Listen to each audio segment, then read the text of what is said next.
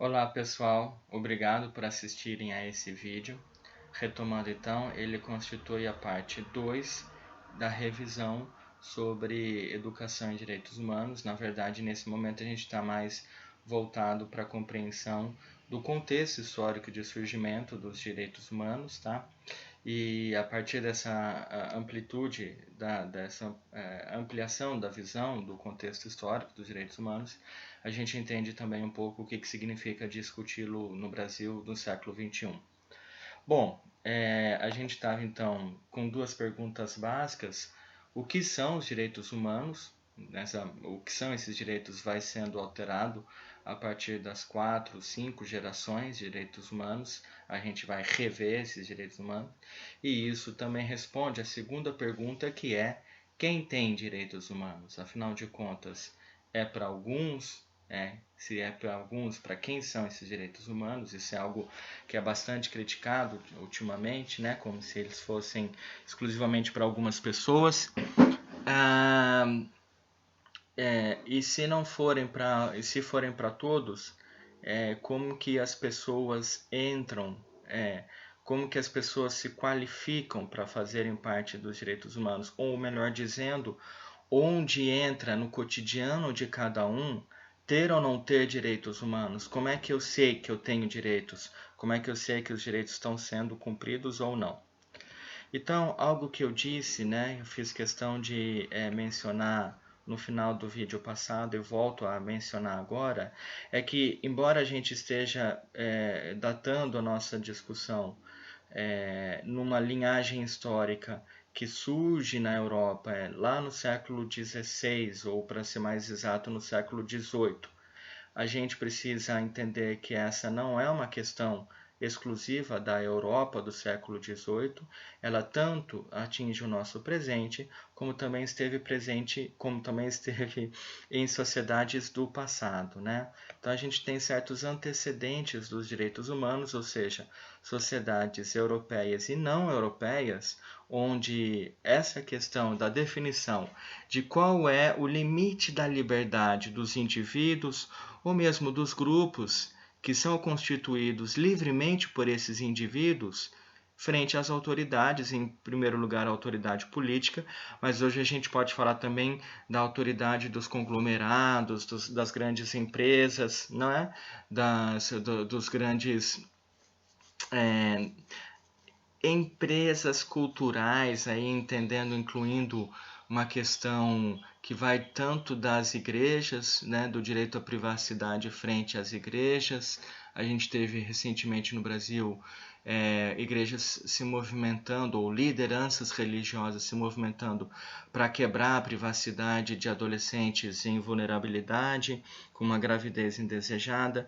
Nós temos a questão das empresas, né, que são econômicas, mas são culturais, das que controlam as redes sociais, e a gente tem então que se discutir, né, a nossa liberdade frente a isso. Isso também é uma forma de discutir direitos humanos. Pois bem, essa questão aí da posição dos indivíduos frente às autoridades, ela reaparece na história da humanidade em diversos momentos. A gente tem, né, pode considerar em um primeiro momento, pelo menos até onde a gente consegue enxergar, na Pérsia, no ano de 539 a.C., ou seja, se a gente está falando de 539 anos antes do início da nossa era, a gente soma 2021, que é o nosso ano, mais 539, a gente está falando aí de um período de 2.600 anos atrás, com um documento que foi escrito numa forma de cilindro, por isso ficou conhecido com esse nome, Cilindro de Ciro. Eu sei que todos nós temos um espírito de quinta série dentro de nós, mas sem trocadilhos desejáveis aqui, foi uma coincidência. E esse documento, então, ele é escrito dentro desse cilindro de barro, e as consequências dele, a gente vai ver logo mais, vão aparecer em outras narrativas de outros povos. Por exemplo, na narrativa do povo judaico, existe uma farta produção dentro dos livros que hoje a gente conhece como integrantes do Antigo Testamento da Bíblia, que celebram a liberdade concedida por esse cilindro de Ciro, na visão do povo judaico, como, né, um presente do Deus dos judeus, né, como uma decisão do Deus lido, né, chamado de Javé. Bom, de forma ali um pouco independente, você tem dentro das sociedades gregas a formação de cidades e estados. Uma dessas cidades, que depois vai influenciar várias outras, é Atenas. E aí você tem um pouco 100 a 200 anos depois dessa experiência do documento do Édito de Ciro, é uma experiência que já é coletiva, portanto não é exclusiva de um governante, mas é uma cidade-estado que se organiza a partir da votação dos seus indivíduos, né? Que elege a praça pública como lugar de discussão e de poder político e que, portanto, valoriza a manifestação da opinião. Mas não é qualquer indivíduo que pode se manifestar na Atenas clássica. Precisa ser um homem, ele precisa ser de uma certa idade, basicamente 21 anos, precisa ser nascido em Atenas e proprietário de terras. Logo, é uma experiência bastante limitada dentro do nosso padrão atual, mas se a gente puder evitar esse olhar anacrônico, né, esse olhar do século XXI, a gente vai ver que, dentro das suas limitações, a experiência ateniense constituiu a afirmação de uma prerrogativa, ou seja, de um conjunto de direitos do indivíduo, que foi uma experiência que nasceu e morreu dentro da Grécia clássica, mas deixou seus frutos do ponto de vista de uma referência que pudesse ser retomada depois. A gente viu no vídeo anterior a ideia de que no século XVI eles vão se chamar na Europa de renascentistas. Por que são renascentistas? Porque é o renascimento de certas características da cultura clássica, inclusive essa da Grécia, da afirmação do indivíduo como motor da opinião da sociedade, das decisões tomadas na sociedade, só que agora em outro contexto a gente vai ver inclusive como essa ideia do indivíduo como motor da sociedade ela é revolucionária, ela guarda consequências políticas e econômicas que eram imprevisíveis no momento ali do Renascimento. Mas, novamente, né, a Europa não é o único lugar do mundo.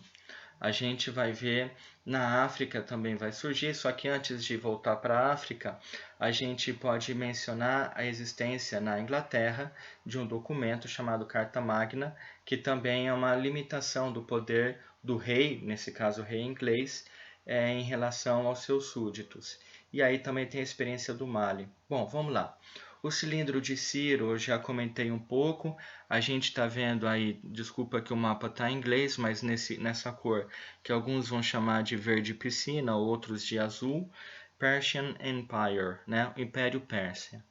O Império Persa, ele começa ali na região onde hoje a gente chama de Irã, Afeganistão, Paquistão, e vai se estender por aquilo que hoje a gente chama de Turquia, e também ao sul, né? Então estou falando mais a leste. Aí a gente tem uma série, aí já numa cor vermelha, né? A gente tem uma série de outros pequenos reinados. Na Mesopotâmia você tinha a cidade da Babilônia, você tinha a Assíria, você tinha a Fenícia, você tinha o reino de Judá, cuja capital era Jerusalém. E aí esse Império Persa ele vai estender o seu domínio sobre essa região, em vermelho, e em certa medida também, pelo menos por um certo período histórico, né, vai lutar ali, vai dominar parte do Egito, mas essa dominação se dá dentro de certas limitações. Essa limitação, né, que ajuda o Império Persa a conquistar esses outros povos, é a declaração da liberdade de religião. Então, por exemplo, na narrativa do Antigo Testamento, a gente vê os judeus comemorando que, ao contrário do que do que acontecia com eles quando eles eram escravos na Babilônia, com o domínio de Ciro, que pertence ao Império Persa, os judeus podem voltar a frequentar, a manifestar publicamente a sua religião. além disso, da condição de escravos, como eles eram na Mesopotâmia, eles passam a ser livres. Não? Então, eles têm modificações na forma de trabalho. Né? Lá, lógico, não vou entrar no mérito aqui de como essa liberdade é limitada, mas é vista como uma liberdade frente à escravidão da Babilônia e podem até participar, em certa medida, da administração desse Império Persa.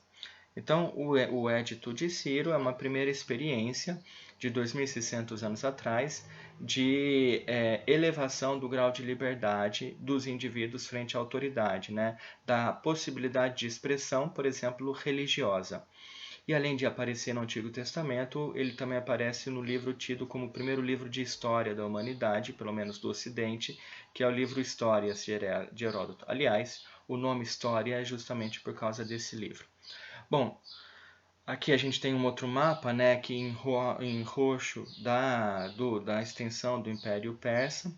Então, o interessante desse mapa é que a gente vê aqui países como o atual Irã e como o atual Afeganistão, né? E vê então aí como eles estão hoje ocupando o espaço que um dia já foi do Império Persa.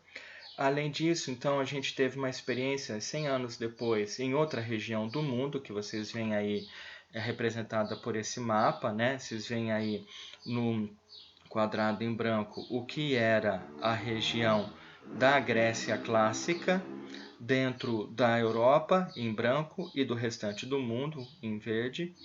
E aí também, estendendo esse mapa, nessa região do mapa aí dentro do quadrado branco, a gente tem a cidade de Atenas. Né?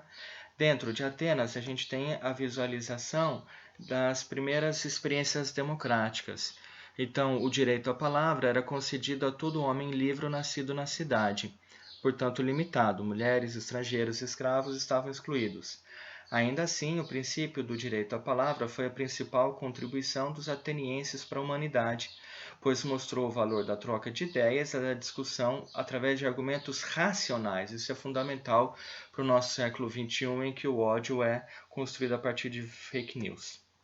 Tá certo. Então, na Inglaterra, a gente teve uma experiência de proteção da propriedade a partir do momento em que o rei, o tal João Sem Terra, quer ampliar o seu exército à custa dos aristocratas, e os aristocratas dizem nada feito, negativo. Se você quer mais dinheiro, você precisa pedir para a gente e a gente vai ver se faz. Manda um e-mail, escreve para a gente no WhatsApp, que a gente discute no grupo. Não, estou brincando. Evidentemente, nenhuma dessas tecnologias existia na época. Mas, enfim, a ideia de um coletivo, né, formado pelos indivíduos possuidores de terra, portanto, muito restrito dentro da sociedade inglesa, mas que não se acham mais na obrigação de obedecer ao rei, mesmo que esse rei, na concepção deles, tivesse sido designado por Deus. E tudo bem, Deus te fez rei, mas daqui para frente, se você quer governar, você precisa pedir também nossas autorizações, pelo menos para algumas coisas, em especial no que diz respeito ao dinheiro. E para sair um pouco da Europa, que eu acho fundamental, a gente tem no Mali, só que lembrando, o Mali do qual eu estou falando agora é o Mali de 1200, portanto, o Mali que está expresso nessa região com o traçado vermelho. A gente está falando da região da Europa, da África Ocidental, onde hoje ficam certos países como o Senegal, o país também chamado Mali, né? Mas você vê aqui entrando para o interior, né? O Mali é um país muito litorâneo, o Senegal, né? Então, talvez na região que hoje é chamada de Níger e outros países por ali, também uma parte norte da Nigéria, também constituíam um reino Mali, né? Basicamente organizado em torno dos rios Níger, do rio Senegal, do rio Gâmbia. Aliás, todos eles hoje são nomes de países. Então, na carta de Manden, que é um governante do reinado do Mali, né, existe o governante, para usar o termo correto, o nome dele é Sundiata Keita, e ele assina uma carta quando começa a governar, em que ele se compromete a respeitar a vida, as liberdades individuais e a propor um fim para a escravidão, né? Então também a gente vê essas experiências surgindo em outros lugares do mundo. Mas vale lembrar que a gente não se refere a um mundo que tem uma experiência linear, né? Essas experiências anteriores, elas constituem um fundo que às vezes pode ser aproveitado, em especial nos exemplos da Inglaterra e da Grécia Antiga, e às vezes pode permanecer esquecida, como foi o caso do Ciro e do Sundiata Keita. Mas que, enfim, nós, né, no nosso compromisso de um pensamento decolonial, de um pensamento anti-eurocêntrico, a gente retoma para mostrar que a Europa não é a prioridade em tudo, não é pioneira em tudo. No próximo vídeo, a gente vai voltar então para discutir um pouco mais sobre essa tradição filosófica que se estabelece ali na transição entre o Renascimento e o Iluminismo e que se afirma com pensadores básicos do Iluminismo. Então, Thomas Hobbes, que é o mais antigo entre eles, ele está ali na transição entre o Renascimento e o Iluminismo. E aí a gente vai ver, por isso que a gente vê no mapa, né, já uma linha do tempo que nos ajuda a situar. Ano 1400 a gente ainda vive o final do feudalismo, ano 1650 já é a transição do Renascimento para o Iluminismo, e a partir dali 1700, que é onde a gente vai ver Rousseau, Voltaire, aí já estamos claramente no período do Iluminismo, e a gente vai ver como esse conjunto de pensadores forma uma tradição filosófica da qual a gente ainda mesmo sem conhecer, muito tributário, tá? A nossa forma de pensar o mundo tem a ver com a forma como esses caras pensam o mundo. Por hoje, ou melhor dizendo, nesse vídeo é isso. Logo a gente vai disponibilizar o vídeo 3 e eu espero que vocês continuem seguindo a gente, por favor. Aproveitem aí o momento de lavar a louça, pegar trânsito e vão ouvindo ou vendo a gente, tá bom? Obrigado pela atenção de vocês.